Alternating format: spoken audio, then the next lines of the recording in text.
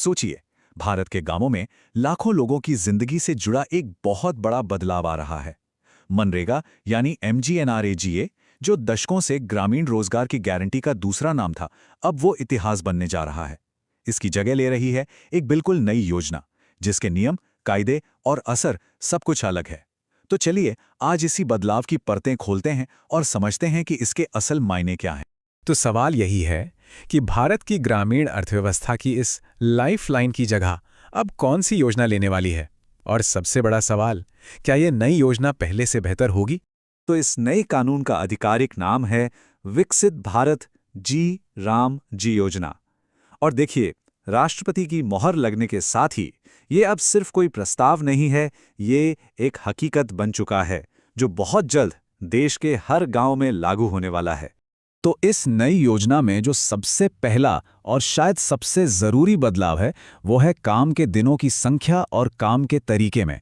चलिए देखते हैं कि कागज़ों पर ये कितना अलग नज़र आता है।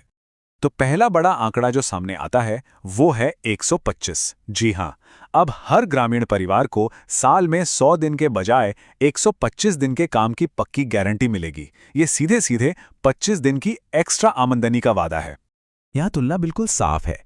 मनरेगा के 100 दिनों के मुकाबले जीराम जी योजना में पूरे 25 दिन ज्यादा काम मिलेगा। ऑन पेपर तो ये ग्रामीण परिवारों के लिए एक बड़ी राहत की तरह ही दिखता है। अच्छा, मनरेगा की एक आम शिकायत ये रहती थी कि काम तो होता था, पर अक्सर बिना किसी ठोस प्लान के। कहीं तालाब खोद दिया तो कहीं सड़क बना दी, लेकिन इसका कोई ऑर्गेनाइज स्ट्रक्चर नहीं था। अब इसी कमी को नई योजना में दूर करने की कोशिश की गई है। अब जी राम जी योजना के तहत हर काम को इन 4 पिलर्स यानी स्तंभों पर आधारित होना ही होगा। जल सुरक्षा, ग्रामीण आजीविका, गांवों का इंफ्रास्ट्रक्चर और क्लाइमेट चेंज से निपटने की तैयारी। मतलब मकसद ये है कि जो भी काम हो वो गांव के भविष्य के लिए फायदेमंद और टिकाऊ साबित हो। काम के दिन बढ़ गए, काम का तरीका भी बदल गया, लेकिन इन सब के लिए पैसा कहाँ से आएगा? यहीं पर इस योजना का तीसरा बड़ा बदलाव सामने आता है, जो इसकी फंडिंग से जुड़ा हुआ है।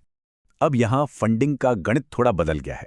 सामान्य राज्यों के लिए, जहां पहले केंद्र सरकार 90% और राज्य 10% खर्चा उठाते थे, अब यह अनुपात 60-40 का होगा। इसका सीधा मतलब यह है कि राज्यों को अब अपनी जेब से ज्यादा पैसा खर्च करना पड़ेगा। हालांकि जो स्पेशल कैटेगरी वाले राज्य हैं, उनके लिए यह अनुपात पहले जैसा ही रखा गया है, ताकि उन पर कोई एक्स्ट्रा बोझ न पड़े। इस कानून में एक ऐसा प्रोविजन है जो पहले कभी नहीं था। इसे कहा जा रहा है पॉज विंडो। ये एक ऐसा कॉन्सेप्ट है जो इस योजना के काम करने के तरीके को काफी हद तक बदल सकता है। तो आखिर ये पॉज विंडो है क्या भला? आसान भाषा में कहें तो ये केंद्र सरकार को यह अधिकार देता है कि वो इस योजना के तहत चल रहे काम को कुछ समय के लिए रोक सके। ऐसा इसलिए ताकि मजदूर दूसरे जरूरी कामों के लिए उपलब्ध हो सके। लेकिन इस रोक की भी एक समय सीमा है। एक फाइनेंशियल ईयर में ज्यादा से ज्यादा 60 दिनों के लिए ही काम को रोका जा सकता है, उससे ज्यादा नहीं। इस पॉज विंडो के पीछे का मुख्य लॉजिक है खेती किसानी की जरूरतों को पूरा करना।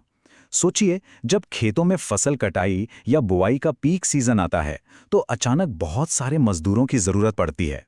ये प्रोविजन ये पक्का करने के लिए है कि उस समय मजदूरों की कमी ना हो। अब तक हमने जो भी बदलाव देखे वो नियमों और नंबरों से जुड़े थे, लेकिन शायद सबसे बड़ा बदलाव इस योजना की आत्मा में, यानी इसके काम करने के मूल सिद्धांत में किया गया है। और ये इस पूरी योजना का सबसे बड़ा वैचारिक बदलाव है। देखिए, मनरेगा डिमांड ड्रिवन थी, यानी जितने लोग काम मांगते थे सरकार को उतना बजट देना ही पड़ता था। लेकिन जीराम जी बजट बेस्ड है। यहाँ सरकार साल के शुरू में ही एक फिक्स्ड बजट तय कर देगी। इससे सरकार के लिए फाइनेंशियल प्लानिंग तो आसान हो जाएगी, पर सवाल यह है कि क्या ये काम मांगने वालों के लिए भी उतना ही अच्छा होगा? तो इन सभी बड़े बदलावों का निचोड़ क्या निकलता है? अगर हम इस नई योजना को पुरानी योजना के सामने रखकर देखें तो मुख्य अंतर क्या-क्या है? चलिए एक बार जल्दी से दोहरा लेते हैं। तो संक्षेप में कहें तो काम के दिन 100 से बढ़कर 125 हुए। काम अब 4 तय क्षेत्रों में फोकस्ड होगा।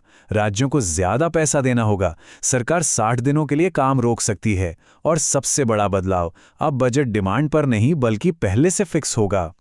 और यहीं आकर हम एक बहुत बड़े सवाल पर रुक जाते हैं। क्या ये नई अनुशासित और बजट आधारित व्यवस्था सच में ग्रामीण भारत के विकास को रफ्तार देगी? या फिर एक फिक्स्ड बजट और काम पर रोक लगाने की ये पावर उन लाखों मजदूरों के लिए और ज्यादा अनिश्चितता पैदा करेगी जिनकी रोजी रोटी इसी पर टिकी है? इसका जवाब तो खैर आने वाला वक्त ही देगा।